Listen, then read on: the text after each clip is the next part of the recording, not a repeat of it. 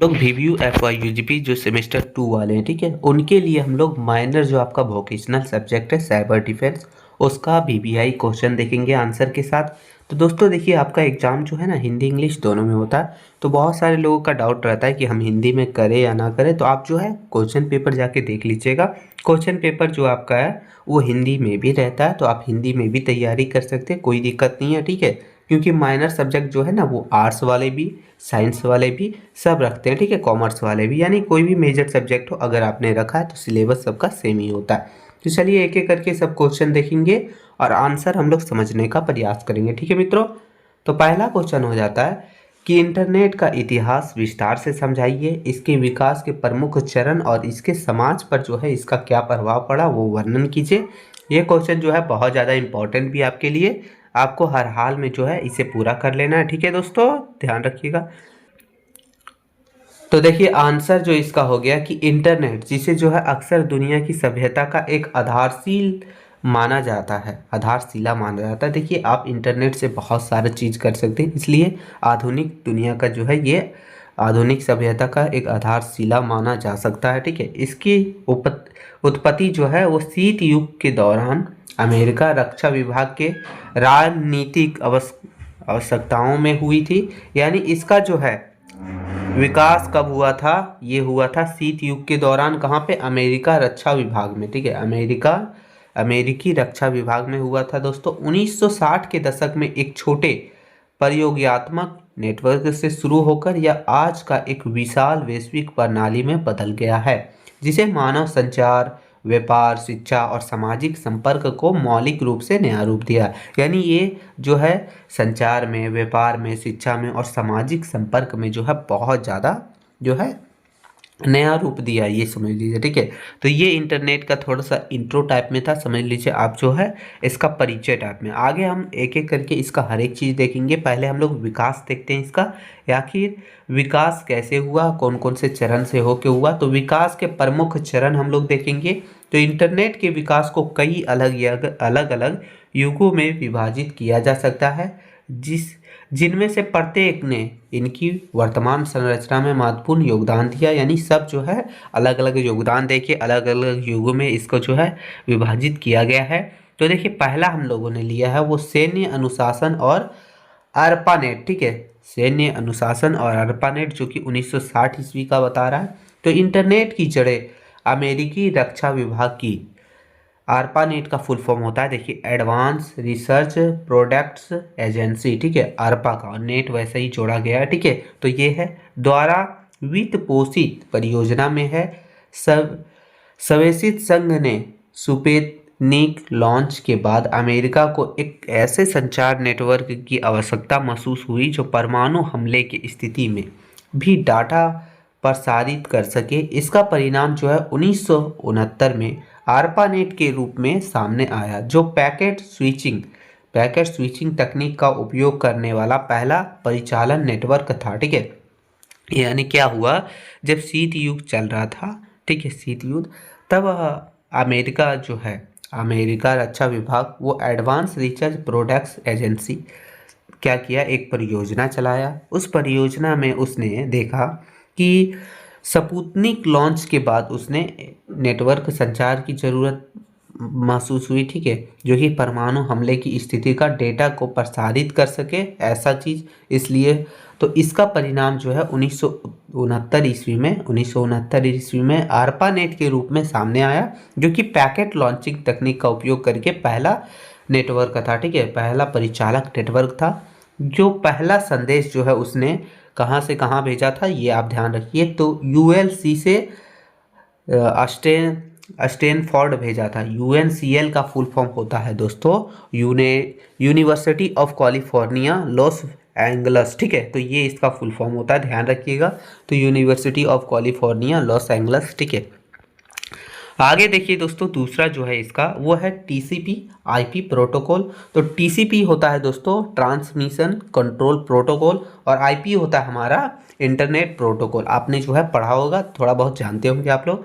तो प्रोटोकॉल का मानकीकरण तो 1970 से 1980 में, 1970 के दशक में कंप्यूटर वैज्ञानिकों वेबकॉन और विट सर्फ ने transmission control protocol internet protocol को जो है विकसित किया। क्या किया? इन दोनों को विकसित किया। यह प्रोटोकॉल एक सार्वभौमिक भाषा बन गया जिसने विभिन्न प्रकार के नेटवर्कों को एक दूसरे से जोड़ने में सक्षम बनाया।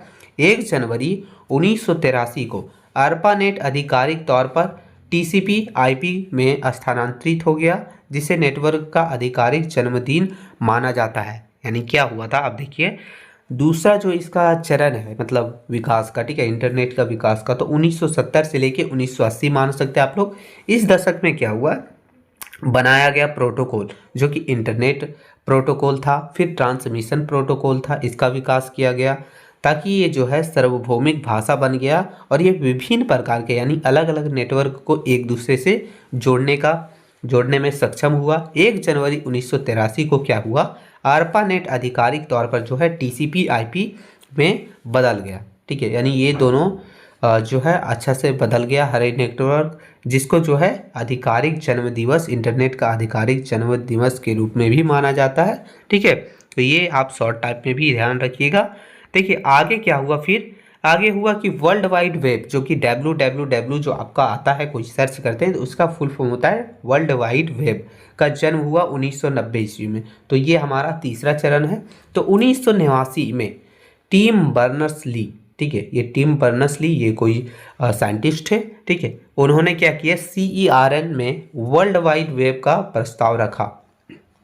ठीक है, 1991 में वेब को सार्वजनिक डोमेन में जारी कर दिया गया, जिससे सूचना को हाइपरलिंक के माध्यम से नेटवर्किंग नेविगेट करना संभव हो गया। यानी क्या हुआ, टिम बर्नर्स ली ने, ठीक है, 1989 में CERN में जो है वर्ल्ड वाइड का वेब का प्रस्ताव रखा सबसे पहले। उसके बाद 1991 में इसको जो है सार्वजनिक डोमेन के रूप में जो है जारी कर दिया गया, यानी कि सभी के लिए, ठीक है, सार्वजनिक रूप से, जिससे जो है सूचना जो है हाइपरलिंक के माध्यम से नेविगेट करना संभव हो पाया था। फिर 1993 में क्या हुआ, पहले ग्राफिकल वेब ब्राउज़र जो कि मेजेक नाम से था, ठीक है, इसकी रिलीज ने आम जनता के लिए इंटरनेट की उपयोगिता के अनुकूल बना दिया। यानी 1983 में सबसे पहले क्या हुआ, ग्राफिकल वेब ब्राउज़र जो मेजेक नाम से था, ठीक है, इसकी रिलीज हुआ और इसके रिलीज होते ही आम जनता जो है वो इंटरनेट का उपयोग करना जो है सक्षम हो पाए, उपयोग कर पा रहे थे। तो ये हुआ था। ठीक है, आगे फिर हुआ, देखिए दोस्तों, व्यवसायीकरण और विस्तार, यानी कि ये हुआ था 1990 के मध्य में। देखिए यहाँ सामने सामने डेट वगैरह भी दिया है तो आप ध्यान रखना है थोड़ा सा, यानी ईयर दिया है। तो 1990 के दशक के मध्य में इंटरनेट की पूर्ण व्यवसायीकरण हुआ। वाणिज्य इंटरनेट सेवा प्रदाताओं जो कि ISP है, ठीक है, इसका फुल फॉर्म होता है, ठीक है, इंटरनेट सर्विस प्रोवाइडर का उदय हुआ, जिससे व्यक्तियों को घर बैठे इंटरनेट तक पहुंच मिली। अमेजॉन और गूगल जैसी कंपनियों ने इस डिजिटल परिदृश्य में प्रवेश लिया, जिससे जो है ई-कॉमर्स और खोज इंजन का विकास हुआ। यानी क्या हुआ, देखिए 1990 के दशक में जो है इसको पूरा तरह से व्यवसायीकरण किया गया, ठीक है, इंटरनेट को, और इसमें आपको जो है एक तो इसका उदय हुआ जो कि इंटरनेट सेवा यानी इंटरनेट सर्विस प्रोवाइडर के रूप में, जिससे जो है लोग जो है व्यक्ति जो है वो इंटरनेट तक पहुंच अच्छी से बना पाए। वो जो है अपनी गूगल और अमेजोन जैसी कंपनी जो है डिजिटली इन लोगों का प्रवेश हुआ, जिससे लोग जो है ई-कॉमर्स और खोज इंजन का विकास हुआ और जो है इसका फ़ायदा उठाना शुरू कर दिए थे। ठीक है, फिर क्या हुआ, बॉयबैंड सोशल मीडिया और मोबाइल युग, यानी बॉयबैंड सोशल मीडिया और मोबाइल युग जो है 2000 या फिर वर्तमान मान सकते हैं 2000 से लेके वर्तमान तक, यानी 2000 के दशक में ब्रॉडबैंड इंटरनेट की शुरुआत हुई, जिससे तेज गति संभव हुई। इसके बाद जो है फेसबुक जो कि 2004 में आया था, दोस्तों ध्यान रखिएगा, यहाँ सामने डेट दिया। फिर यूट्यूब जो कि 2005 में आया था। जैसे सोशल मीडिया जो है प्लेटफॉर्म पर आए जिन्होंने सामाजिक संपर्क को फिर से परिभाषित किया। 2007 में जो है आईफोन का लॉन्च ने मोबाइल इंटरनेट में मुख्य धारा में ला दिया, जिससे इंटरनेट तक पहुंच डेस्कटॉप कंप्यूटरों से हटकर हाथ में पकड़े जाने वाले उपकरण तक पहुंच हुई। यानी क्या हुआ, देखिए अब 2000 से लेके यानी 2000 ईस्वी में ब्रॉडबैंड इंटरनेट की शुरुआत हुई। ठीक है, ब्रॉडबैंड ठीक है, जिससे जो है तेज़ी से आपका जो है इंटरनेट चलना शुरू हो गया था। उसके बाद जो है फेसबुक, यूट्यूब जैसे बहुत सारे सोशल मीडिया जो है प्लेटफॉर्म आए, जिन्होंने जो है सामाजिक संपर्क को जो है मजबूत किया। और 2007 में फिर आईफोन लॉन्च हुआ, जिससे जो है मोबाइल जो है वो डेस्कटॉप यानी कंप्यूटर से हटकर पकड़े जाने वाला उपकरण के रूप में सबको अच्छा लगने लगा और मोबाइल की ओर लोग चले गए। ठीक है, तो ये हुआ था। फिर देखिए ये हमने देख लिया कैसे कैसे इसका विकास हुआ, यानी 2000 से लेके वर्तमान तक। तो इसी तरह से अभी चलते आ रहा है। इंटरनेट वगैरह आप जान रहे हैं कितना आगे बढ़ चुका है। ठीक है, एआई वगैरह। फिर देखिए इसका समाज पर असर कैसा पड़ा। तो देखिए हर एक चीज़ का दो तरह से असर पड़ता है। एक जो है सकारात्मक प्रभाव पड़ता है, एक नकारात्मक प्रभाव पड़ता है। तो हम दोनों देखेंगे। ठीक है, यानी सकारात्मक कैसे हुआ, नकारात्मक कैसे हुआ। वैसे आपको कुछ कुछ पता है, अगर आपने जो है ऐसे अगर सिर्फ पूछा जाए नकारात्मक और सकारात्मक प्रभाव, तो आप जो है बैठा के भी लिख सकते हैं, क्योंकि आपको पता ही होगा, है ना, आप इंटरनेट यूज़ करते हैं। तो चलिए थोड़ा सा देखते हैं। तो इंटरनेट ने वैश्विक समाज पर एक परिवर्तनकारी प्रभाव डाला, जिससे दुनिया भर में अरबों लोगों के जीवन में नाटकीय परिवर्तन हुए। यानी क्या हुआ, देखिए ये जो है इंटरनेट वो पूरा विश्व भर में परिवर्तन का प्रभाव डाला। दुनिया भर में अरबों लोग जो हैं वो जीवन में इसके नाटकीय परिवर्तन हुए, यानी बहुत सारा बदलाव हुआ। लोग सोचने समझने की शक्ति, लोग जो है मतलब अलग अलग चीज़, बहुत सारा चीज़ हुआ। आपको पता है इंटरनेट के माध्यम से संचार और सामाजिक संपर्क। ठीक है, सबसे पहला हम एक एक करके देखेंगे क्या क्या बदलाव हुआ। तो सामाजिक संपर्क और संचार, यानी ईमेल और बहुत सारा संदेश वगैरह जो है पारंपरिक संचार विधियों की जगह ले ली, जिससे जो है तत्काल वैश्विक बातचीत संभव हो पाई। सोशल मीडिया ने लोगों को भौगोलिक दूरी की परवाह किए बिना बिना परिवारों और दोस्तों से जुड़े रहने की में मदद की। यानी देखिए दूर में भी आपका दोस्त है, आपका परिवार है, तो उसको जो है साथ में जुड़े रहने का उसमें आपका मदद किया। किसने किया, तो सोशल मीडिया है। साथ ही नए ऑनलाइन समुदाय भी बनाए। बहुत सारे ऐसे ग्रुप वगैरह होते हैं जहाँ से आप जो है इन सभी की कमी को महसूस ना कर सके। दूसरा हो गया दोस्तों ज्ञान और शिक्षा। इंटरनेट ने देखिए बोल रहा है कि इंटरनेट ने सूचना तक पहुँचने को लोकतांत्रिक बना दिया। छात्र, शोधकर्ता और आम जनता अब ऑनलाइन पाठ्यक्रमों और विशाल डेटाबेस के माध्यम से ज्ञान प्राप्त कर सकते हैं, जिससे जो है शिक्षा अधिक सुलभ हो गई। क्या हुआ, देखिए इंटरनेट जो है सूचना यानी इंफॉर्मेशन वगैरह ये सब को जो है लोकतांत्रिक बना दिया गया। अब देखिएगा आप कोई भी नोटिफिकेशन वगैरह आता है, आप कहाँ से देखते हैं, ऑनलाइन ही देखते हैं। अब क्या करते हैं, वहाँ जाते हैं नहीं ना, ऑनलाइन ही देखते हैं। तो देखिए छात्र वगैरह को, टीचर वगैरह को, आम जनता वगैरह को, सब लोगों को जो है ऑनलाइन पाठ्यक्रम और विशाल डेटाबेस के माध्यम से जो है ज्ञान प्राप्त होना शुरू हो गया। ठीक है, ज्ञान प्राप्त कर सकते हैं, ऐसा हो गया। और इस जिसका फ़ायदा क्या हुआ, जिसका फ़ायदा ये हुआ कि अब जो है शिक्षा वगैरह प्राप्त करना बहुत ही सुलभ हो गई थी, आसान हो गई थी, है ना। फिर आगे दोस्तों व्यापार और अर्थव्यवस्था पर भी इसका असर पड़ा। ई कॉमर्स के खरीदारी के तरीके को बदल दिया, जिससे उपभोक्ता घर बैठे सामान और सेवाओं का व्यापार कर सकता है। ऑनलाइन बैंकिंग, डिजिटल मार्केटिंग और वैश्विक आपूर्ति श्रृंखलाएं इंटरनेट द्वारा संचालित होती है। अब आप देखे होंगे बहुत सारे लोग, बहुत सारे सब यानी सब लोग जो है अब ई कॉमर्स का उपयोग करके जो है घर बैठे बैठे अपनी जो भी चीज़ें हैं वो ऑनलाइन ऑर्डर करके मंगाते हैं, ऑनलाइन बैंकिंग करते हैं, डिजिटल मार्केटिंग और विश्व स्तर पर जो है इसकी आपूर्ति श्रृंखला वगैरह इंटरनेट द्वारा बहुत ज़्यादा संचालित होती है। ठीक है, फिर इसकी चुनौतियां हम लोग देखेंगे। चुनौतियां भी आई थी, है ना, बहुत सारी चुनौतियां।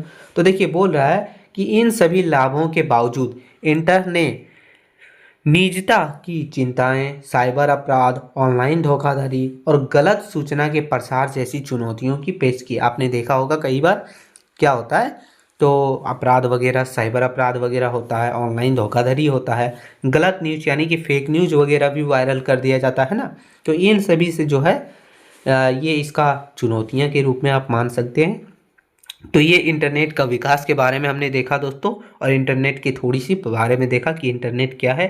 तो निष्कर्ष के रूप में हमने लिखा कि इंटरनेट 1960 के दशक में एक अमेरिकी सैन्य परियोजना जो कि आरपानेट के नाम से जाना जाता है उसके रूप में शुरू हुआ था। ठीक है, 1990 के दशक में वर्ल्ड वाइड वेब जो कि WWW के नाम से जानते हैं ने इसे आम लोगों के लिए सुलभ बना दिया। और आज ये जो है एक वैश्विक नेटवर्क है जो कि हमारे जीने, काम करने, संवाद करने के तरीकों को पूरी तरह से बदल दिया है, जिससे दुनिया एक ग्लोबल विलेज, ठीक है, ग्लोबल विलेज बन गई है। यानी सब एक दूसरे से मिले हैं। आप जो है कहीं का भी वीडियो कहीं का देख सकते हैं, कुछ भी कर सकते हैं इंटरनेट के माध्यम से। हर एक जानकारी वगैरह सब चीज़ जो है बहुत ही आसान कर दिया है। तो ये इंटरनेट के माध्यम से ही पॉसिबल हो पाया है, ठीक है। आगे हम लोग क्वेश्चन नंबर दूसरा की ओर देखेंगे दोस्तों। तो क्वेश्चन नंबर दूसरा है कि साइबर अपराध क्या है, इसके प्रकार, इसके बचाव के तरीके पर प्रकाश डालिए। तो ये जो है बहुत ज़्यादा इंपॉर्टेंट क्वेश्चन है। और आपने ये भी देखा होगा कि जो है साइबर अपराध सब बहुत के साथ होता है। आपने सुना भी होगा आसपास बहुत सारे लोगों का जो है अचानक से पैसा कट जाता है, एक OTP बता देने से कुछ होता है। यानी साइबर अपराध वगैरह तो आप जानते ही क्या है। तो चलिए हम लोग देखते हैं थोड़ी सी अच्छे से, मतलब किताबी भाषा में। तो साइबर अपराध जो है दोस्तों उन अवैध गतिविधियों को कहते हैं जिसमें कोई कंप्यूटर हो गया या नेटवर्क हो गया या फिर कोई भी डिजिटल उपकरण हो गया, ठीक है, उसका उपयोग करके अपराध किया जाता है, अपराध करने का लक्ष्य बनाया जाता है। तो या फिर अपराध करने का साधन के रूप में जो है इंटरनेट वगैरह, डिजिटल वगैरह या फिर कंप्यूटर वगैरह का उपयोग किया जाता है, तो उसे जो है हम लोग साइबर अपराध के नाम से जानते हैं। इसका उद्देश्य जो है आमतौर पर वित्तीय लाभ, संवेदनशील जानकारी चुराना या फिर सिस्टम को बाधित करना, यानी किसी की पर्सनल डाटा या फिर किसी का सिस्टम वगैरह को जो है क्रैश करना, ठीक है, इन सभी चीज़ों को करना ही जो है साइबर अपराध कहलाता है। आगे देखिए साइबर अपराध के प्रमुख प्रकार, यानी कौन कौन से प्रकार हैं, किस तरह से जो है किया जाता है, तो वो भी हम लोग देखेंगे, ठीक है। तो साइबर अपराधी जो है विभिन्न तरीके का उपयोग करके हमले करते हैं, जो कि अलग अलग प्रकार है, ठीक है। प्रमुख प्रकार निम्नलिखित है जो हम लोग देखेंगे। पहला हो गया फिशिंग, ठीक है। फिशिंग क्या हो गया, जैसे कि धोखेबाज ईमेल आया, ठीक है, धोखेबाज ईमेल संदेश या नकली वेबसाइट का उपयोग करके उपयोक्ताओं को यानी यूजर्स वगैरह को संवेदनशील जानकारी देना, जैसे कि पासवर्ड, बैंक विवरण प्रकट करने के लिए मतलब बोलना। जैसे बहुत सारा ऐसा वेबसाइट आपने देखा होगा जो कि जो है नकली वेबसाइट हो या फिर नकली आपका ईमेल भी आता है, कई बार आप क्लिक करते हैं तो कोई दिक्कत हो जाता है। नकली वेबसाइट वगैरह पर आप देखिएगा तो आपका बैंक डिटेल वगैरह मांगा जाता है, कई बार अकाउंट नंबर वगैरह डालिए। जैसे कि आप कोई अर्निंग वेबसाइट ही देख लीजिए जो कि इलीगल हो, वहाँ अगर आप भरते हैं तो आपको बैंक पासवर्ड वगैरह ये सब मांगता है ना, तो वो सब चीज़ से जो है फिशिंग नाम का जो है वो आपका साइबर अपराध हो सकता है, इसी को बोलते हैं फिशिंग, ठीक है। आगे दोस्तों आपका मेलवेयर हमले।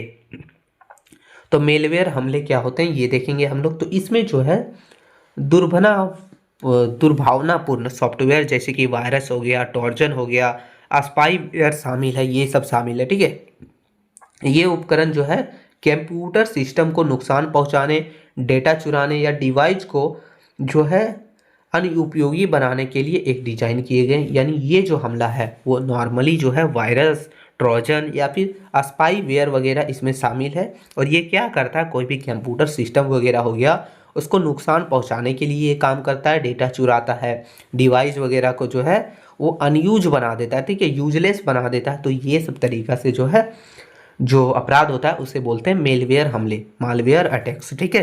अब आगे हम लोग का है दोस्तों वो है रैनसॉमवेयर, ठीक है, रैनसॉमवेयर के नाम से जानते हैं। तो ये एक प्रकार का जो है मेलवेयर ही है जो यूजर्स वगैरह को उसके फाइलें या फिर पूरी सिस्टम का लॉक वगैरह कर देता है। यानी क्या करता है, कोई यूजर है तो उसका फाइल वगैरह हो गया या फिर पूरा सिस्टम को ही लॉक कर देता है और उसे अनलॉक करने के लिए फिरौती मांगता है। कई बार क्या होता है, पहले तो लॉक कर देगा, ठीक है, आपका फाइल वगैरह या फिर पूरा सिस्टम वगैरह, और उसको जो है अनलॉक करने के लिए फिरौती मांगता है, यानी पैसा मांगता है ब्लैकमेल करके, ठीक है। तो ये तरीका हो गया। आगे है पहचान की चोरी, व्यक्तिगत जानकारी हो गई जैसे कि नाम, पता, क्रेडिट कार्ड के बारे में कुछ, या फिर अपराधी धोखेधड़ी करते हैं या फिर पीड़ित के नाम पर अवैध कार्य करते हैं। क्या होता है, आपने कई बार देखा होगा कोई व्यक्तिगत जानकारी से कोई आपका नाम वगैरह या फिर कुछ चीज़ों या फिर क्रेडिट कार्ड वगैरह चुरा कर, और कई बार तो ऐसा भी होता है कि अपराधी के नाम पर जो है या फिर कोई पीड़ित के नाम पर गलत काम करते हैं, यानी कि नाम किसी और का, काम कुछ और। यानी आप देखे होंगे सिम किसी नाम का लेके या फिर बैंक अकाउंट किसी और के नाम पर और धोखेधड़ी करते हैं। तो ये सब चीज़, ठीक है। फिर आगे हो गया दोस्तों कि साइबर स्कॉटिंग और उत्पीड़न। तो ये क्या है, तो इलेक्ट्रॉनिक संचार उपकरणों का उपयोग करके किसी व्यक्ति का पीछा करना और उसे धमकाना या परेशान करना। तो ये सब चीज़ें आप देखे होंगे, पहले तो ट्रैक कर दिया जाता, ट्रैक करके उसे पर्सनली कहीं ले जाके किसी बात के लिए धमकाना, उससे जो है फिरौती मांगना या फिर उसका पीछे करना, परेशान करना। तो ये सब चीज़ भी जो है साइबर स्टॉकिंग या फिर उत्पीड़न का उपयोग हो गया। अब इसका एग्जांपल ऐसे ले सकते हैं, मान लीजिए किसी के पास आपका पर्सनल चीज़ है, डाटा है, ठीक है, तो उससे उसको लेकर जो है आपको धमकाया जा सकता है, परेशान कर दिया जाता है, ठीक है। तो ये सब चीज़ हो सकता है, ठीक है। आगे दोस्तों, डेटा उल्लंघन। आपने देखा होगा कई बार क्या होता है, अब कुछ भी ऐप वगैरह या फिर कुछ भी चलाते हैं तो वहाँ आपका टर्म एंड कंडीशन होता है, ठीक है, अलाउ वगैरह में आता है, डेटा का हर एक गाइडलाइन वगैरह रूल वगैरह होता है। तो उन सभी का उल्लंघन करना जो है डेटा उल्लंघन कहलाता है। जैसे कि मान लीजिए कोई संगठन का नेटवर्क है, ठीक है, वो अनधिकृत रूप से प्रवेश कर संवेदनशील कॉर्पोरेट या व्यक्तिगत डेटा को चोरी और बिक्री करना। यानी कि क्या होता है, ज़बरदस्ती आप वहाँ लॉक वगैरह लगा सकें, लेकिन हैक करके, जिसको बोलते हैं हैक करके, वहाँ इंटर करना, आपका जो है व्यक्तिगत जानकारी को चोरी करना और उसे बेचना या फिर धमकाना, फिरौती मांगना। तो ये हो गया डेटा उल्लंघन, ठीक है। फिर हो गया ऑनलाइन धोखाधड़ी। इसमें नौकरी की पेशकश हो गई, लॉटरी जीत या फिर निवेश की नकली प्रस्ताव के माध्यम से लोगों को ठगा जाता है। आपने देखा होगा, कई बार सुना होगा, ठीक है, देखा नहीं होगा, सुना होगा कि क्या होता है, आपके पास कोई ईमेल आया या फिर आपके पास कोई मैसेज आया जिसमें आपको लिखा है कि आपने लॉटरी जीता है, व्हाट्सएप मैसेज आता है। तो ये सब चीज़ के माध्यम से जो भी लोगों को ठगा जाता है, कई बार उसका जो है लिंक वगैरह पर क्लिक करते ही आपका अकाउंट जो है खाली हो जाता है। तो ये सब चीज़ इतने प्रकार से आपका जो है वो किया जाता है, साइबर अपराधी अपराध करते हैं। तो ये अलग अलग प्रकार थे, ठीक है। अब थोड़ा सा हमने लिखा है कि बचाव के तरीके, यानी समझ लीजिए रोकथाम का माध्यम, ठीक है, कैसे रोकथाम किया जा सकता है। तो ये सब चीज़ें, तो साइबर अपराधों से बचने के लिए सतर्कता और कुछ सुरक्षा उपायों का पालन करना आवश्यक है। यानी आप जो है सतर्क रहें और कुछ सुरक्षित उपाय का पालन कीजिए, ताकि जो है आप साइबर अपराध से बच सकते हैं। तो पहला हो गया मजबूत पासवर्ड का उपयोग करें। यानी आपका कोई भी डिवाइस वगैरह हो तो आपको क्या करना है, ऐसा पासवर्ड चुनें जिसका अनुमान लगाना ही मुश्किल हो, उसको नियमित रूप से उसे बदलें। पासवर्ड प्रबंधकों का उपयोग भी किया जा सकता है। यानी क्या होता है, पासवर्ड आपको एकदम मजबूत वाला रखना है ताकि आपका जो है अगला आदमी अनुमान भी ना लगा सके, ठीक है। तो ये चीज़ आगे है, सॉफ्टवेयर अपडेट रखें। अपने ऑपरेटिंग सिस्टम, एंटीवायरस और अन्य सभी एप्लीकेशन को नियमित रूप से अपडेट करें, क्योंकि अपडेट सुरक्षा कमजोरियों को ठीक करता है। आपने देखा होगा कई बार आपके फ़ोन में ही आपका जैसे ही अपडेट वगैरह आता है हर मंथ, जिसको सिक्योरिटी पैच अपडेट के नाम से आता है, तो वो सब चीज़ें जो है अपडेट करते रहना। एप्लीकेशन वगैरह जो है सिक्योरिटी वगैरह को बढ़ाते रहता है, उन सभी को अपडेट करते रहना है। तो ये भी ध्यान रखना जरूरी है, ठीक है। आगे दोस्तों, फिशिंग से सावधान रहें। यानी कि कोई भी अज्ञात स्रोत से आए हुए ईमेल हो या फिर कोई भी मैसेज हो या फिर लिंक वगैरह, उस पर क्लिक ना करें, क्योंकि व्यक्तिगत जानकारी कभी कभी जो है सार्वजनिक रूप से या असुरक्षित वेबसाइट पर प्रकट ना करें। ये सब भी ध्यान रखें। यानी कोई भी जानकारी हो गया हो, कोई इलीगल वेबसाइट है, वहाँ अपना जानकारी वगैरह ना डालें, ठीक है। फिर आगे हो गया दोस्तों, एंटीवायरस और फायरवॉल का उपयोग करें। अपने कंप्यूटर और मोबाइल उपकरण में एक प्रतिष्ठित एंटीवायरस सॉफ्टवेयर स्थापित करें और फायरवॉल को सक्रिय करें, ताकि कोई भी जो है अनयूजेड चीज़ आपको जो है उसको जो है ना आए मोबाइल में, ठीक है, ये ध्यान रखिए। फिर सार्वजनिक वाईफाई से बचे। कई बार क्या होता है, सार्वजनिक वाईफाई के रूप में आपको दिया जाता है, बट वहाँ से आपका डाटा चुराया जाता है। तो ये भी ध्यान रखिएगा, ठीक है। तो सार्वजनिक वाईफाई से बचें। सार्वजनिक वाईफाई नेटवर्क असुरक्षित हो सकता है। ऑनलाइन लेन देन या संवेदनशील जानकारी का आदान प्रदान करते समय सार्वजनिक नेटवर्क का उपयोग से बचें, ताकि आपका जो है कोई भी डाटा सुरक्षित रहे, ठीक है। आगे हो गया, अपने खातों का सुरक्षित करें। अपने खाते को सुरक्षित करें। आपका कोई भी जहां भी संभव हो अपने ऑनलाइन खातों के लिए 2 फैक्टर ऑथेंटिकेशन, जो कि 2FA के नाम से जाना जाता है, 2 फैक्टर ऑथेंटिकेशन को सक्षम करें। यानी 2 फैक्टर ऑथेंटिकेशन, ठीक है, 2 चरणीय वेरिफिकेशन जिसको बोलते हैं, ठीक है। आपने देखा होगा कई बार OTP के माध्यम से वेरीफाई करता है, फिर आपको जो है मतलब दो तरह से OTP मांगा जाता है, यानी 2 तरह से। तो ये होगा। फिर रिपोर्ट करें। यदि आपका साइबर अपराध के शिकार होते हैं तो तुरंत स्थानीय पुलिस स्टेशन या फिर राष्ट्रीय साइबर अपराध का जो ऑफिशियल पोर्टल है, जो कि cybercrime.government.in पर शिकायत दर्ज कीजिएगा, ताकि आपके ऊपर जो है मतलब अपराधी के ऊपर एक्शन लेके आपको सुरक्षित किया जा सके। ठीक है, फिर निष्कर्ष अब हम लोग इसका देख लेते हैं दोस्तों। तो बोल रहा है कि साइबर अपराध कंप्यूटर और इंटरनेट का उपयोग करके की जाने वाली गैर कानूनी गतिविधियां हैं, जैसे कि डाटा चोरी, फिशिंग, रेसमवेयर हमले। इनसे सुरक्षित रहने का सबसे अच्छा तरीका है सावधानी बरतना, मजबूत पासवर्ड का उपयोग करना, सॉफ्टवेयर को अपडेट रखें, अज्ञात लिंक पर क्लिक ना करें और एंटीवायरस का उपयोग करें। डिजिटल दुनिया में सतर्क रहना ही सबसे बड़ा बचाव है। तो ये सब तरीके से जो है साइबर अपराध से आप बच सकते हैं। साइबर अपराध क्या है, साइबर अपराध कितने प्रकार के होते हैं, वो सब हमने देख लिया। ठीक है दोस्तों, अब आगे हम लोग क्वेश्चन नंबर तीसरा की ओर चलेंगे। तो क्वेश्चन नंबर तीसरा है कि एंटीवायरस को परिभाषित करें तथा इसके उपयोग बताइए। तो एंटीवायरस क्या है वो बताइए और इसका उपयोग बताइए।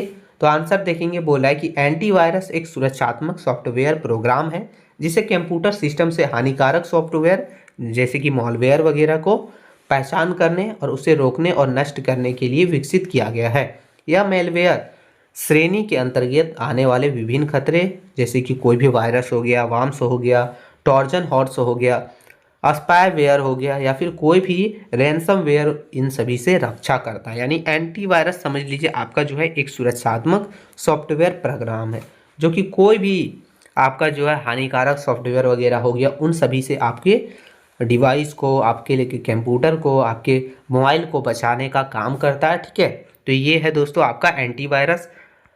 आगे देखिए, तो लिखा है कि तकनीकी रूप से एंटीवायरस सॉफ्टवेयर कंप्यूटर के फाइलों और प्रोग्राम की तुलना अपने वायरस सिग्नेचर डेटाबेस, यानी कि कोई भी अज्ञात खतरों की सूची से करता है। इसके अलावा यह संदेहास्पद गतिविधियों को पकड़ने के लिए आपका क्या काम करता है, होटिटिक्स एनालिटिक्स का भी उपयोग करता है। यानी कोई भी वैसा गतिविधियां है, ठीक है, जिसपे उसको संदेह आ रहा हो या फिर हानिकारक हो आपके डेटा वगैरह के लिए, आपके लैपटॉप वगैरह के लिए, आपके कंप्यूटर वगैरह के लिए, तो उसके लिए हेरोटिस्टिक एनालिसिस करता है, उसका उपयोग करके वो जो है उसे पकड़ता है। ठीक है, आगे देखिए लिखा है कि एंटीवायरस क्या है और मतलब एंटीवायरस का उपयोग और इसका लाभ देखेंगे हम लोग। तो चलिए देखते हैं। तो एंटीवायरस केवल जो है वायरस को हटाने तक सीमित नहीं है, इसका बहुत सारा उपयोग भी है जो हम लोग निम्नलिखित है, जो कि हम लोग नीचे देख रहे हैं। तो चलिए एक एक करके देखते हैं मित्रों।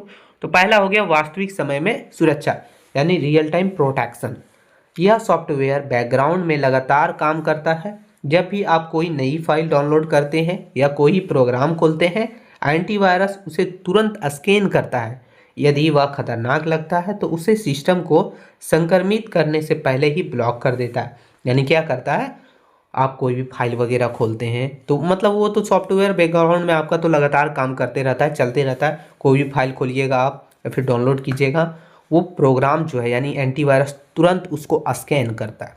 स्कैन करते ही अगर वो खतरनाक है तो उसको जो है ब्लॉक कर देता है, और अगर खतरनाक नहीं है तो वो ओपन होने देता है। तो ये पहला हो गया। दूसरा हो गया कि संपूर्ण सिस्टम स्कैनिंग, यानी फुल सिस्टम स्कैनिंग।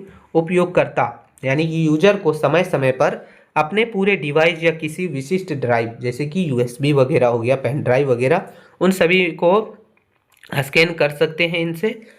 यह उन छुपे हुए वायरस को ढूंढ के निकालने में मदद करता है जो पहले से सिस्टम में मौजूद हो सकता है।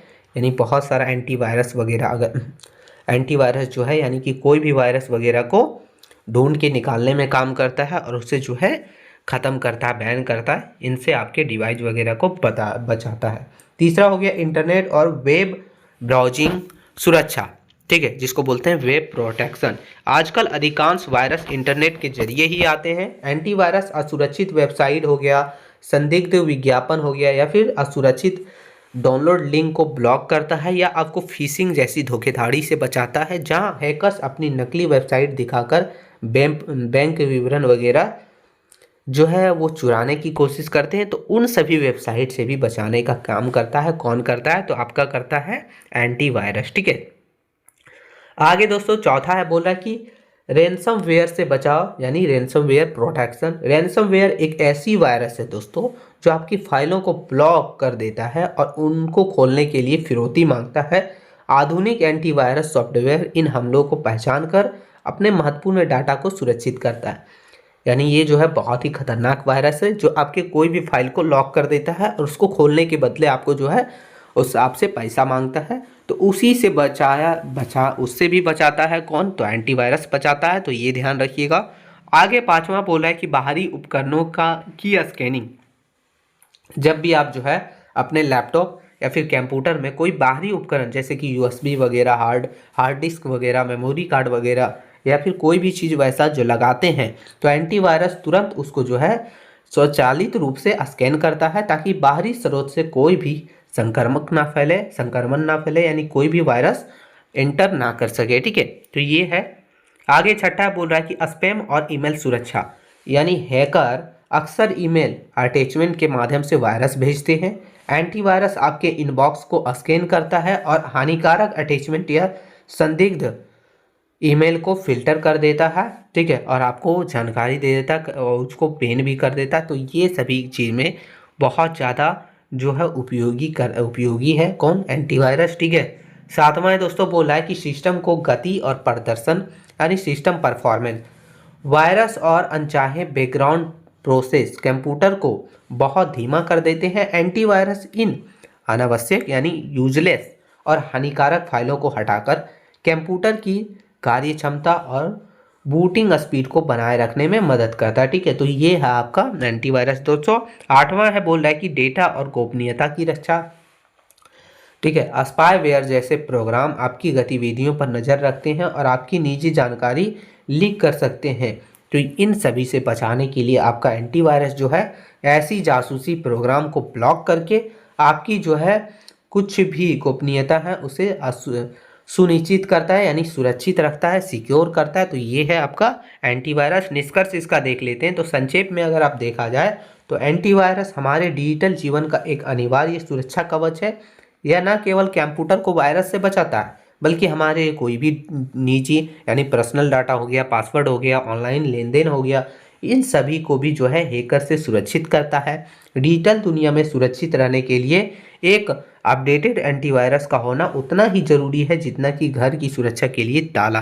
तो ये एक आपका एंटीवायरस था। तो ये हमारा क्वेश्चन खत्म हो गया। आगे क्वेश्चन की ओर बढ़ते हैं। क्वेश्चन नंबर चौथा है जो आपका, देखिए जो क्वेश्चन वगैरह लिया गया है दोस्तों वो ऑलरेडी आपका पहले पूछा जा चुका है, वैसा वैसा क्वेश्चन लिया गया है, तो आप इसे मिस मत कीजिएगा। ठीक है, तो चौथा क्वेश्चन है कि ईमेल सुरक्षा से आप क्या समझते हैं, उदाहरण सहित लिखिए। तो ये बहुत ज़्यादा इंपॉर्टेंट क्वेश्चन है। चलिए शुरू करते हैं। तो आंसर समझेंगे। बोल रहा है कि ईमेल सुरक्षा का मतलब है अपने ईमेल अकाउंट और उसमें होने वाली बातचीत को चोरी यानी हैकर से और वायरस से बचाकर रखना। तो उसी को हम लोग ईमेल सुरक्षा के नाम से जानते हैं। यानी ईमेल के माध्यम से कोई भी बातचीत हो रहा हो, कोई भी अकाउंट आपका हो, तो उन सभी को जो है हैकर से या फिर कोई भी वायरस से बचाकर रखना ही ईमेल सुरक्षा है।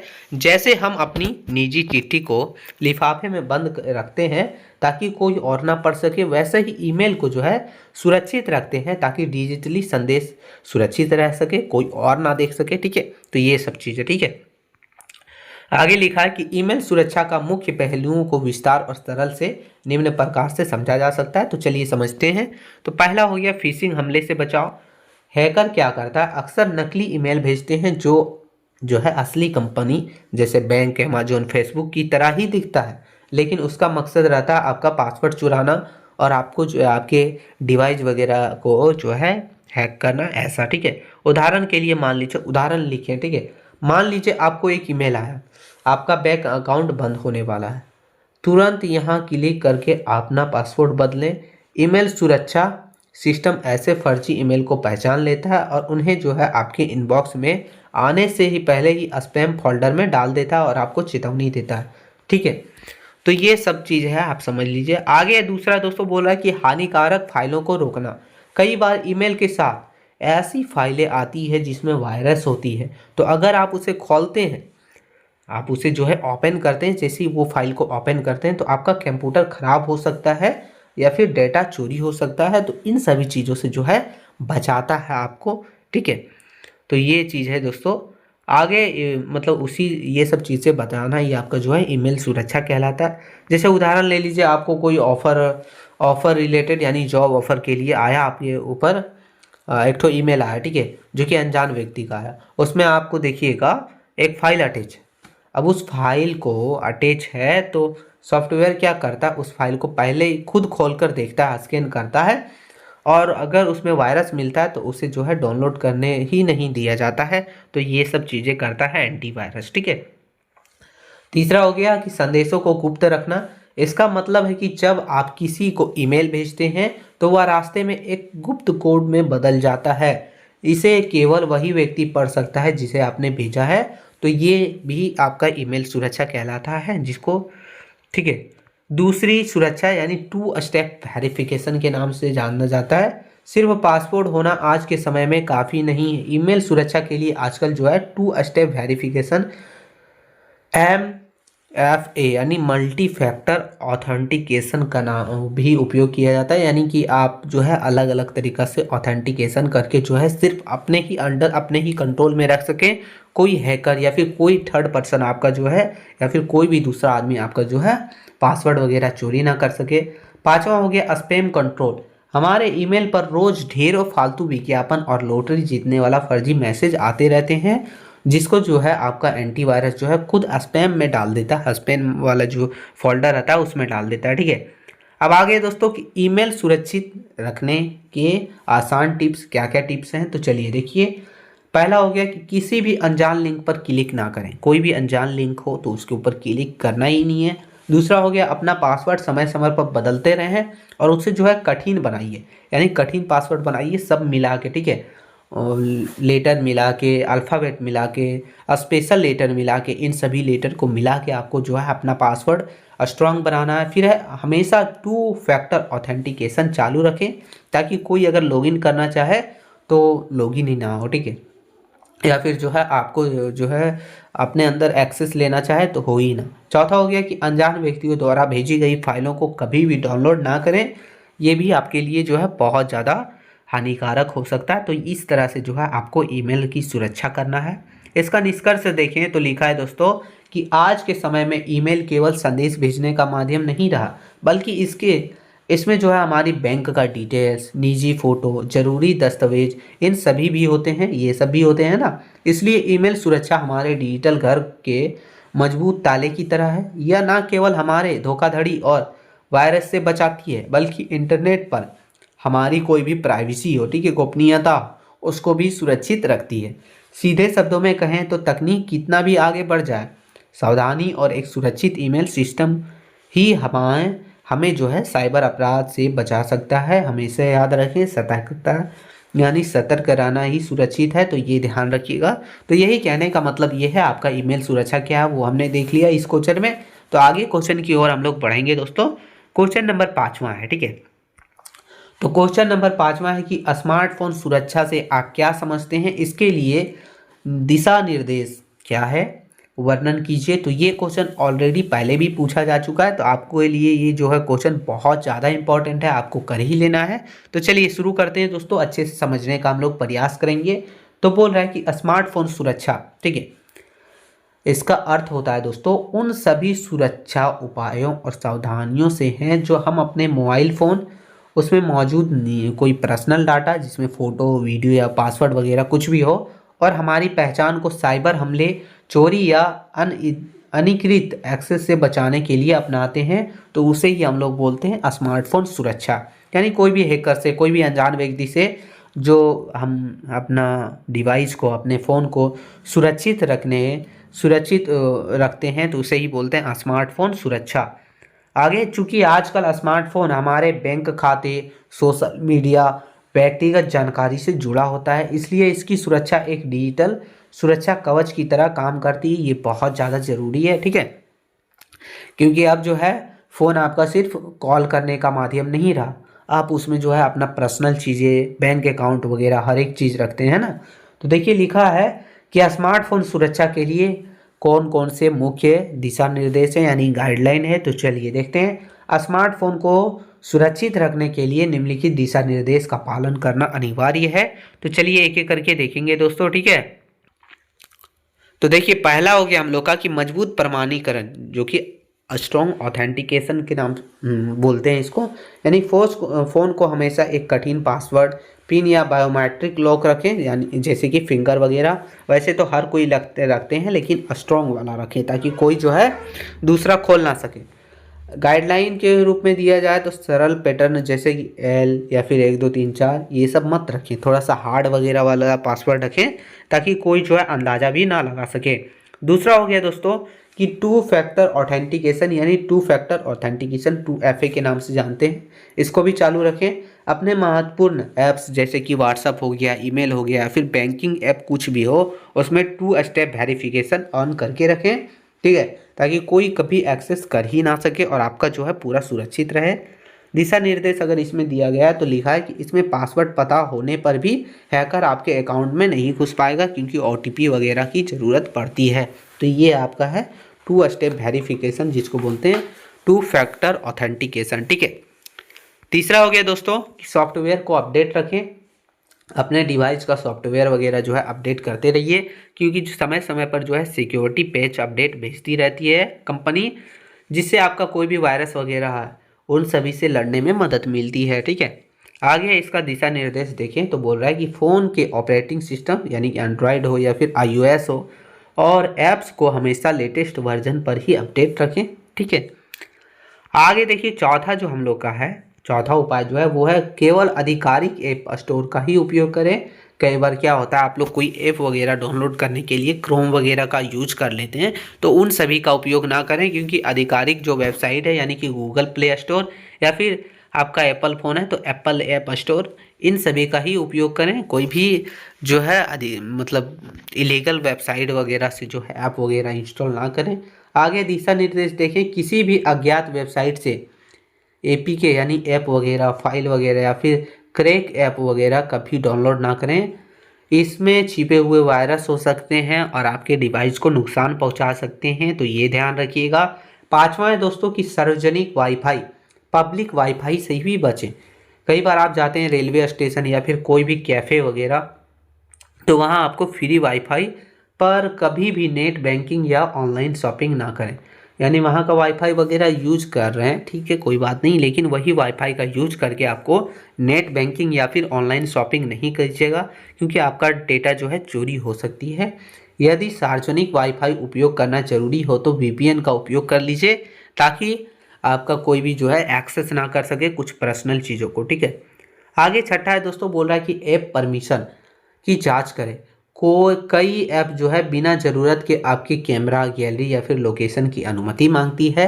तो अगर वैसा ऐप है जो मतलब बिना ज़रूरत के ये सब चीज़ों को जो है अनुमति मांग रही है, तो उसे जो है आप जो है परमिशन अलाउ मत कीजिए, ठीक है। उसे दिशा निर्देश, किसी भी ऐप को केवल उतनी ही परमिशन दें जितना उसका ज़रूरत हो, जितना में उसका काम भी चल जाए, ज़रूरी हो तो वही चीज़, ये भी ध्यान रखिएगा। आगे सातवां है दोस्तों, बोल रहा है कि फाइंड माई डिवाइस सक्रिय रखें। अपने फ़ोन में जो है फ़ोन खोने या चोरी होने की स्थिति में यह फीचर आपके फ़ोन की लोकेशन बताने और उससे रिमोटली लॉक करने में मदद करता है। तो इसलिए ये जो है इसको ऑन रखें, फाइंड माई डिवाइस, ये आपका एप्लीकेशन होता है, ठीक है। आठवां है दोस्तों, बोल रहा है कि संदिग्ध लिंक या मैसेज से सावधान। कोई भी आपका जो है SMS आए या फिर कोई भी व्हाट्सएप पर आने वाला कोई भी फ्री रिचार्ज या फिर लॉटरी जैसा कोई भी लिंक वगैरह आए तो उस पर क्लिक ना कीजिए, क्योंकि उससे जो है आपका डिवाइस वगैरह जो है हैक हो सकता है, ठीक है।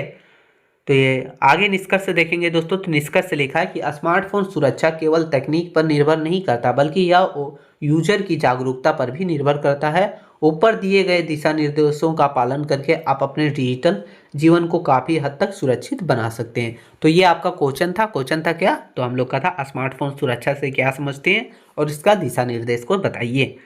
आगे क्वेश्चन नंबर छठा है दोस्तों, बोल रहा है कि मेलवेयर से आप क्या समझते हैं, इसके विभिन्न प्रकार बताइए। तो ये एक वायरस है, तो आखिर वायरस कैसे है, क्या है, ये हर एक चीज़ देखेंगे हम लोग, क्योंकि क्वेश्चन पूछा जा चुका है पहले, हमने जितने भी क्वेश्चन लिए सब पूछा जा चुका है, ठीक है। तो आंसर लिख रहा है कि मेलवेयर का पूरा नाम होता है मलेशियम सॉफ्टवेयर, ठीक है, मलेशियस सॉफ्टवेयर होता है इसका पूरा नाम, मेलवेयर इसको शॉर्ट में बोला जाता है, मलेशियस सॉफ्टवेयर। यह एक प्रकार का हानिकारक कंप्यूटर प्रोग्राम या फिर सॉफ्टवेयर है जिसे विशेष रूप से किसी कंप्यूटर, सर्वर, नेटवर्क या फिर स्मार्टफोन को नुकसान पहुंचाने, डाटा चुराने या फिर सिस्टम की जासूसी करने के लिए बनाया गया है। यानी यह जो वायरस बनाया गया है वो किस लिए बनाया गया है? कोई भी कंप्यूटर हो, कोई भी सर्वर हो, कोई भी नेटवर्क हो या फिर कोई भी स्मार्टफोन वगैरह की को नुकसान पहुंचाने, उससे डाटा चुराने या फिर सिस्टम में जासूसी करने के लिए ये बनाया गया है। सरल शब्दों में अगर कहा जाए तो मेलवेयर एक डिजिटल वायरस है जो आपकी अनुमति के बिना आपके डिवाइस में घुसकर उसको जो है संक्रमित कर सकता है, यानी उसको जो है नुकसान पहुंचा सकता है। तो ये है मेलवेयर दोस्तों। अब इसके विभिन्न प्रकार हम लोग देखेंगे कि मेलवेयर के कितने प्रकार होते हैं। ठीक है, तो मेलवेयर कई प्रकार के होते हैं। इसमें मुख्य रूप से जो भी है वो हम लोग एक एक करके देखते हैं। तो पहला हो गया वायरस। तो यह सबसे आम प्रकार का मेलवेयर है। यह किसी वेद फाइल या फिर प्रोग्राम के साथ जुड़कर फैलता है। जब आप उस संक्रमित फाइलों को खोलते हैं तो वायरस सक्रिय हो जाता है और दूसरी फाइलों को भी खराब कर देता है। तो ये नॉर्मल है, आपने देखा होगा कई बार। आप कुछ पीडीएफ वगैरह खोलते हैं, ठीक है, आप मान लीजिए कुछ सर्च वगैरह कर रहे हैं तो आपने देखा होगा कुछ मतलब जो है बिना मतलब का भी खुल जाता है। तो वही सब चीज़ है। फिर दूसरा हो गया वॉर्म्स। ठीक है, वॉर्म्स वायरस से भी अधिक खतरनाक होते हैं क्योंकि इससे फैलने के लिए किसी मानवीय हस्तक्षेप, फाइल वगैरह खोलने की आवश्यकता होती ही नहीं है। ये नेटवर्क का उपयोग करके खुद की नकल बनाते हैं और कंप्यूटर से दूसरे कंप्यूटर में बहुत तेज़ी से फैल जाते हैं। तो ये है आपका वॉर्म्स वायरस। ठीक है, आगे दोस्तों ट्रोजन हॉर्स। ट्रोजन हॉर्स या मेलवेयर देखने में बिल्कुल असली और उपयोगी सॉफ्टवेयर जैसा लगता है। कई लोग इसको जो है गेम या फिर उपयोगी टूल के माध्यम से भी यूज करते हैं, लेकिन जैसे ही आप इसे इंस्टॉल करते हैं या पीछे से आपके सिस्टम में हैकर्स के लिए रास्ता बना देता है ताकि वे आपका डेटा चुरा सके। तो ये जो है बहुत ही हानिकारक ये भी है, ट्रोजन हॉर्स के नाम से। आगे दोस्तों रैनसमवेयर। ठीक है, यह आज के समय का सबसे खतरनाक मेलवेयर है। यह आपके कंप्यूटर के सभी फाइलों को लॉक कर देता है और इसको खोलने के बदले क्या करता है, फिरौती मांगता है, यानी बड़ी मात्रा में पैसा फिरौती मांगता है। तो ये ध्यान रखिएगा। तो ये है रैनसमवेयर। आगे दोस्तों स्पाईवेयर। क्या है स्पाईवेयर? स्पाईवेयर तो देखिए स्पाईवेयर क्या है, बोला है कि जैसे कि नाम से पता चल रहा है यह जासूसी, स्पाई मतलब जासूसी, पता चल रहा है ना, तो करने वाला सॉफ्टवेयर है। यह आपकी जानकारी के बिना आपके फ़ोन या कंप्यूटर में बैठकर आपकी गतिविधियों पर नज़र रखता है, जैसे आप क्या टाइपिंग कर रहे हैं। ठीक है, आपके पासवर्ड वगैरह, बैंक विवरण वगैरह, इन सभी की जानकारी वगैरह जो है रखता है, जासूसी करता है। तो ये है आपका, ठीक है, वायरस। आगे दोस्तों छठा एडवेयर। ठीक है, एडवेयर इसका मुख्य उद्देश्य आपके डिवाइस पर अनचाहे विज्ञापन दिखाना। ये विज्ञापन अक्सर बार बार स्क्रीन पर आते हैं और कंप्यूटर की गतिविधियों को धीमा कर देते हैं। कई बार इन विज्ञापन में खतरनाक लिंक भी होते हैं। आप मोबाइल में भी देखे होंगे, लैपटॉप वगैरह में भी देखे होंगे, जो है बिना मतलब का जो है विज्ञापन देते रहते हैं। ठीक है, और अगर आप उसे क्लिक कीजिएगा तो कई बार क्या होता है, क्लिक करने से आपकी कंप्यूटर या फिर आपके फ़ोन की गतिविधियां कम हो जाती है। ठीक है, तो ये आपका जो है रहता है, जिसको एडवेयर के नाम से जानते हैं। सातवां हो गया रूट किट। ठीक है, रूट किट यह बहुत ही शातिर मेलवेयर है। ठीक है, जिसे पहचानना मुश्किल होता है। यह कंप्यूटर के सबसे गहरे यानी रूट वगैरह तक पहुंच जाता है और हैकर को सिस्टम का पूरा कंट्रोल दे देता है, जबकि एंटीवायरस को इसके बारे में पता भी नहीं चल पाता है, इसलिए इसका नाम ही रखा गया है रूट किट। ठीक है, यानी ये पूरे लैपटॉप को जो है, पूरे लैपटॉप का कंट्रोल जो है हैकर को दे सकता है और एंटीवायरस को इसके बारे में पता भी नहीं चलता है दोस्तों। ठीक है, अब देखते हैं मेलवेयर से बचने के उपाय। हमने इसके जितने भी प्रकार थे वो हमने देख लिए। तो पहला हो गया कि हमेशा एक अपडेटेड एंटीवायरस का उपयोग करें। असंदिग्ध मतलब कोई भी जो है मतलब वैसा डॉट वगैरह वाला ईमेल है तो उस पर नहीं क्लिक करना, कोई भी अज्ञात लिंक वगैरह पर क्लिक नहीं करना। सॉफ्टवेयर को हमेशा जो है ऑफिशियल वेबसाइट से ही या फिर प्ले स्टोर से ही डाउनलोड कीजिए। अपने ऑपरेटिंग सिस्टम को समय समय पर अपडेट करते रहिए। तो इन सभी के माध्यम से आप जो है बच सकते हैं। किससे? तो मेलवेयर से बच सकते हैं। निष्कर्ष देखें तो मेलवेयर एक डिजिटल वायरस है जो हमारे डेटा और आपके जो है प्राइवेसी के लिए बहुत ही बड़ा खतरा है। इससे बचने का सबसे अच्छा तरीका है केवल एंटीवायरस सॉफ्टवेयर का उपयोग करना ही नहीं, बल्कि इंटरनेट का इस्तेमाल करते समय सावधानी और जागरूकता रखना भी। यदि हम संदिग्ध लिंक से बचे और अपने डिवाइस को अपडेट रखें तो हमें जो है मेलवेयर के खतरे से सुरक्षित हो सकते हैं। तो ये आपका जो है मेलवेयर था दोस्तों, ठीक है, आपने देखा। अब हम लोग देखते हैं क्वेश्चन नंबर 7वां की तरफ। क्वेश्चन नंबर 7वां जो आपका क्वेश्चन है वो क्या है? तो क्वेश्चन नंबर 7वां है कि इंटरनेट से जुड़े उपकरण को सुरक्षा प्रदान करने में जो है फायरवॉल की क्या भूमिका है, विस्तार से वर्णन कीजिए। तो ये भी क्वेश्चन बहुत ज़्यादा इंपॉर्टेंट है। आंसर देखेंगे, बोल रहा है कि फायरवॉल, आखिर फायरवॉल क्या होता है? तो इंटरनेट से जुड़े उपकरण के लिए एक डिजिटल सुरक्षा द्वार या फिर निगरानी चौकी का ये काम करता है। इसका मुख्य काम जो है आपके सुरक्षित निजी नेटवर्क और असुरक्षित बाहरी नेटवर्क जैसे कि इंटरनेट के बीच एक बाधा के रूप में खड़े रहकर अनचाहे ट्रैफिक को रोकना, यानी फिर अनचाहे कोई भी तरह से लिंक वगैरह कुछ भी हो उस सभी चीज़ों को रोकने का काम करता है। वही है आपका फायरवॉल।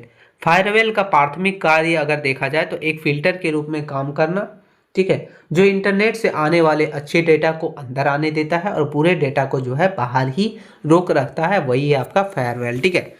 आगे देखेंगे दोस्तों कि फायरवॉल की भूमिका और इसके कार्य करने के तरीके। तो एक एक करके देखते हैं। तो पहला हो गया कि सुरक्षा की प्रथम पंक्ति। जब भी आप इंटरनेट का उपयोग करते हैं आपका डिवाइस दुनिया भर के करोड़ों कंप्यूटरों से जुड़ जाता है। फायरवॉल आपके कंप्यूटर के चारों ओर एक डिजिटल दीवार, सुरक्षा कवच की जैसा जो है बन जाता है। यह बाहरी दुनिया और आपके निजी कंप्यूटर के बीच खड़ा होकर हर उस डाटा की जांच करता है जो आपके सिस्टम में घुसने की कोशिश कर रहा हो। अगर वो सही है तो उसे आने देता है, अगर गलत है तो उसे निकाल दिया जाता है, आने नहीं दिया जाता है। तो यही फायरवॉल है। दूसरा हो गया पैकेट फिल्टरिंग।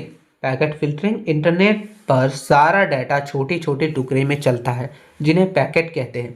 फायरवॉल इन पैकेटों को हेडर की जांच करता है। वह देखता है कि डाटा कहाँ से आ रहा है और उसका उद्देश्य क्या है। यदि डेटा किसी जो है कोई भी डाउट वगैरह वाला या फिर ब्लैक लिस्ट आईपी एड्रेस से आ रहा है तो उसे फायरवॉल उसे वहीं ही नष्ट कर देता है और आने नहीं देता है, और अगर डाटा सही है तो उसे आने देता है।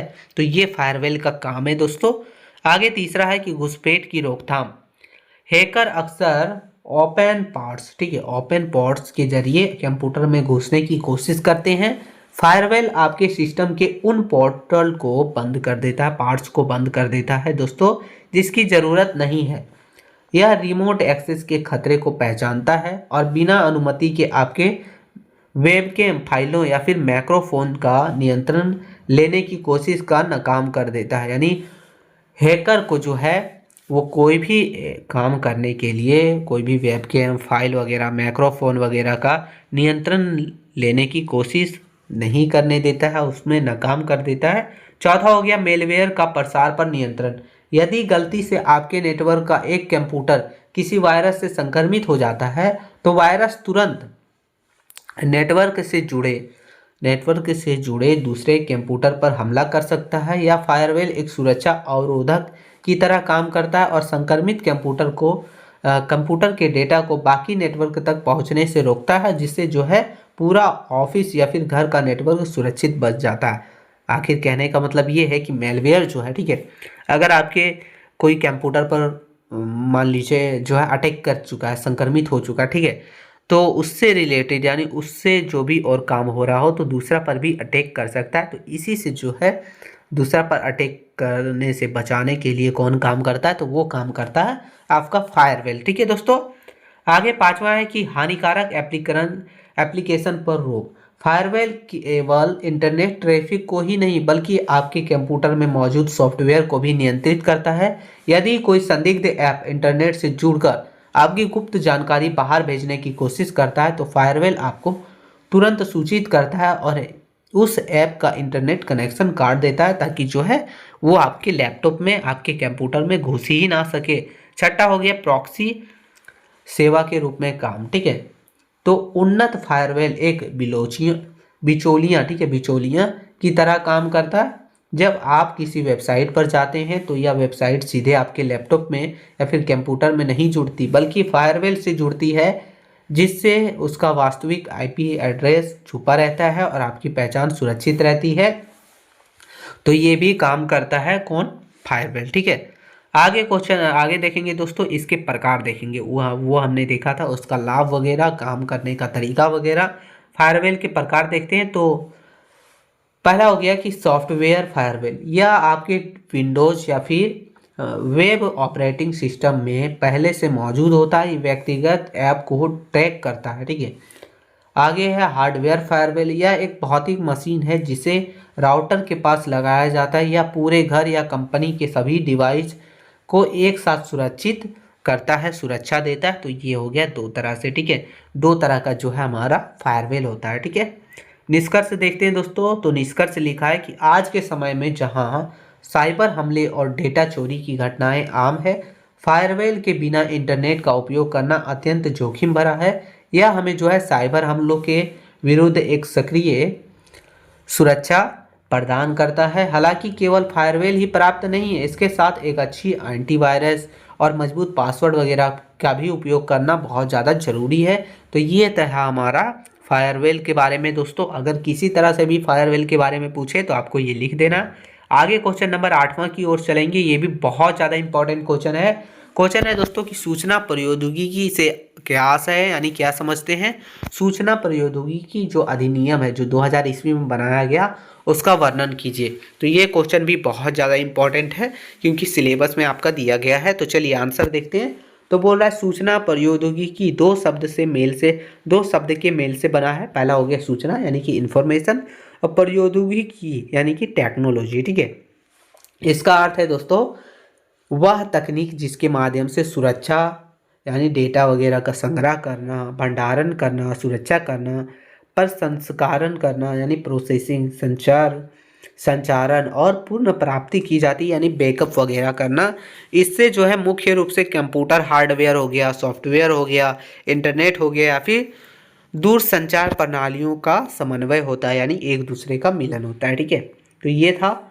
आगे इसका महत्व देखते हैं दोस्तों। तो आज के युग में आईटी केवल जो है आईटी यानी इंटरनेट टेक्नोलॉजी, ठीक है। आईटी केवल जो है संचार तक सीमित नहीं है, बल्कि यह बैंकिंग हो गया यानी नेट बैंकिंग, शिक्षा, ऑनलाइन लर्निंग वगैरह, स्वास्थ्य वगैरह हो गया, या फिर प्रशासन का आधार बन चुका है दोस्तों। तो ये इसका महत्व है, ठीक है।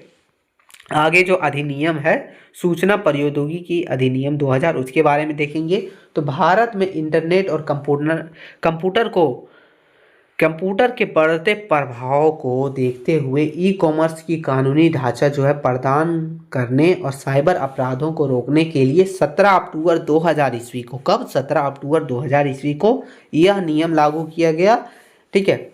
यह नियम लागू किया गया दोस्तों। नियम का नाम क्या था, तो सूचना प्रौद्योगिकी अधिनियम 2000। यह संयुक्त राष्ट्र का मॉडल है यानी UNCITRL मॉडल लॉ है। इसका मतलब होता है दोस्तों, इसका मतलब होता है United nation commission of on internet trade law, ठीक है। इसका मतलब होता है, इसका फुल फॉर्म होता है, वही मॉडल पर यह आधारित है, ठीक है। तो एक एक करके देखते हैं। तो पहला हो गया कि सूचना अधिनियम जो है उसका मुख्य उद्देश्य देखेंगे हम लोग। तो इसका है ई कॉमर्स को बढ़ावा देना यानी डिजिटल माध्यम के जरिए व्यापारिक समझौतों को कानूनी वेद प्रदान करना यानी लीगली प्रदान करना। दूसरा हो गया डिजिटल हस्ताक्षरण के मान्यता यानी डिजिटल सिग्नेचर की मान्यता, हाथ से किए गए हस्ताक्षरों के स्थान पर डिजिटल सिग्नेचर को कानूनी रूप से स्वीकार बनाया गया। आगे है ई गवर्नेंस दोस्तों यानी सरकारी कार्यालयों में इलेक्ट्रॉनिक फाइलिंग हो गया, या फिर कोई भी दस्तावेज के डिजिटल रखरखाव को अनिवार्य बनाना। तो ये सब इसका काम था, ठीक है। आगे साइबर अपराधों को निपटारा यानी कंप्यूटर और फिर कोई भी इंटरनेट से संबंधित अपराधों के लिए कठोर दंड का प्रावधान करना यानी रूल बनाना। आगे दोस्तों बोला है कि सुरक्षा सुनिश्चित करना, ऑनलाइन बैंकिंग या फिर व्यक्तिगत डाटा का सुरक्षा प्रदान करना, ठीक है। फिर दूसरा हो गया दोस्तों हमारा कि अधिनियम के मुख्य प्रावधान देखेंगे यानी इसके द्वारा किए गए कुछ प्रावधान कब कब हुआ था। तो पहला हो गया कानूनी मान्यता। अधिनियम की धारा 4 और 5 के तहत इलेक्ट्रॉनिक रिकॉर्ड और डिजिटल हस्ताक्षर को वही कानूनी दर्जा प्राप्त है जो कागजी दस्तावेज का होता है। इसे अदालत में साक्ष्य एविडेंस के रूप में पेश किया जा सकता है। तो ये भी बहुत बड़ी मान्यता है, ये ध्यान रखिएगा। आगे दोस्तों आगे बी नंबर है, बोल रहा है कि साइबर अपराध और दंड अधिनियम के अध्याय 11 में विभिन्न अपराधों के लिए सजा उल्लेख किया गया है। यानी धारा 66 में क्या है, तो कंप्यूटर सिस्टम से छेड़छाड़ अगर कोई करता है तो उससे रिलेटेड दिया गया है धारा 66 में। यदि कोई व्यक्ति किसी कंप्यूटर या नेटवर्क को नुकसान पहुंचाता है या फिर डाटा हैक करता है तो उसे 3 साल की कैद या फिर 5 लाख रुपये तक का जुर्माना हो सकता है। तो ये आपका है धारा 66। फिर है धारा 66 बी, चोरी के कंप्यूटर या संचार उपकरण को प्राप्त करने के लिए ये सजा दी जाती है। फिर आगे है धारा 66 सी और धारा 66 डी। तो बोला पहचान की चोरी और कंप्यूटर संसाधनों के माध्यम से धोखाधड़ी के लिए ये है। फिर आगे है धारा 67 जो कि इलेक्ट्रॉनिक रूप से अश्लील सामग्री प्रकाशित करने के लिए जो है ये धारा लगाया जाता है और इससे रिलेटेड जो है आपको मिलते हैं, ठीक है। आगे धारा 70 यानी साइबर आतंकवाद। यदि कोई व्यक्ति देश की एकता और अखंडता को नुकसान पहुंचाने के लिए कंप्यूटर संसाधनों पर हमला करता है तो उसे आजीवन कारावास तक की सजा हो सकती है। तो ये आपका था, ठीक है। आगे दूसरा है, देखिए इसमें बोल रहा है कि मध्यवर्ती उत्तरदायित्व, ठीक है। सोशल मीडिया प्लेटफॉर्म जैसे कि व्हाट्सएप हो गया, फेसबुक हो गया, इंस्टाग्राम हो गया, इन सभी को इंटरमीडिएटरी माना गया है। अधिनियम उन्हें कुछ शर्तों के तहत उपयोक्ता यानी यूजर के द्वारा पोस्ट की गई सामग्री के लिए सुरक्षा प्रदान करता है, बशर्ते वे सरकार के दिशा निर्देश का भी पालन करते हैं। यानी वे सभी वेबसाइट भी जो है दिशा निर्देश पालन करते हैं। आगे तीसरा है दोस्तों, बोला है कि आईटी अधिनियम में संशोधन प्रौद्योगिकी में बदलाव के कारण 2008 में इसमें सबसे बड़ा संशोधन किया गया था, जिसमें धारा 66 ए जोड़ी गई थी, जो कि 2015 में सुप्रीम कोर्ट ने श्रेया सिंघल केस में अभिव्यक्ति की स्वतंत्रता के हनन कारण जो है इसे हटा दिया, ठीक है। आगे दोस्तों की डेटा सुरक्षा, कंपोस्ट निकायों के लिए संवेदनशील व्यक्तिगत डाटा की सुरक्षा के लिए कड़े नियम बनाए गए हैं। फिर है दोस्तों, अगर ये 2024 के संदर्भ में देखा जाए, क्योंकि 2024 अभी अभी खत्म हुआ है, तो वर्तमान में सरकार ने डिजिटल इंडिया अधिनियम यानी डिजिटल इंडियन एक्ट लाने की प्रक्रिया शुरू की है, जो पुराने आईटी एक्ट 2000 का स्थान लेगा, ताकि एआई जो है यानी कि आर्टिफिशियल इंटेलिजेंस और डीप फेक जैसी नई चुनौतियों से निपटा जा सके। इसीलिए जो है आईटी एक्ट को जो है वो बदल के डिजिटल इंडिया एक्ट किया जाएगा, ठीक है। तो ये है कहा गया है सरकार के द्वारा। चौथा है दोस्तों, बोला कि अधिनियम की सीमाएं, यह अधिनियम कुछ दस्तावेजों पर लागू नहीं होता है, जैसे कि वसीयत, ठीक है, पावर ऑफ ऑनर्टी और अंचल संपत्ति के हस्ताक्षर पर जो है ये नियम लागू नहीं होता है, वरना ये सब लागू होता तो लोग जो है ज़मीन भी लिखवा लेते ऑनलाइन डिजिटल के माध्यम से। आगे दोस्तों, तेज़ी से बदलती तकनीक जैसे कि ब्लॉकचेन और डॉक वेब के कारण कानून को बार बार अपडेट करने की आवश्यकता होती है। तो ये है आपका सूचना प्रौद्योगिकी नियम के बारे में हर एक चीज़ क्या है, वो इसका नियम कब बनाया गया, इसमें क्या क्या प्रावधान हुए, कितने प्रकार के, हर एक चीज़ हमने देखा, ठीक है। अब निष्कर्ष देख लें तो बोलता है कि सूचना प्रौद्योगिकी अधिनियम जो कि 2000 ईस्वी में बनाया गया था, भारत के डिजिटल पारिस्थितिकी तंत्र का रीढ़ है। इसने न केवल भारत में डिजिटल क्रांति का मार्ग प्रशस्त किया है, बल्कि ऑनलाइन सुरक्षा का एक ढांचा भी तैयार किया है। 2025 के डिजिटल युग में यह इस कानून का महत्व और भी अधिक बढ़ गया है, क्योंकि यहाँ नागरिक जो है डिजिटल अधिकारों की रक्षा करते, ये जो है डिजिटल अधिकारों की रक्षा करते। तो ये हमारा क्वेश्चन था दोस्तों, आगे क्वेश्चन नहीं है हमारा, ठीक है। यानी हमने सिर्फ 8 ही क्वेश्चन लिया था, और अगर आप ये 8 क्वेश्चन कर लेते हैं तो हम आपको आशा देते हैं कि आपका जो एग्ज़ाम में क्वेश्चन जो आएगा टोटल 4, यानी 7 आता है तो 4 आपको अटेंड करना रहता है, सब यहीं से आएगा।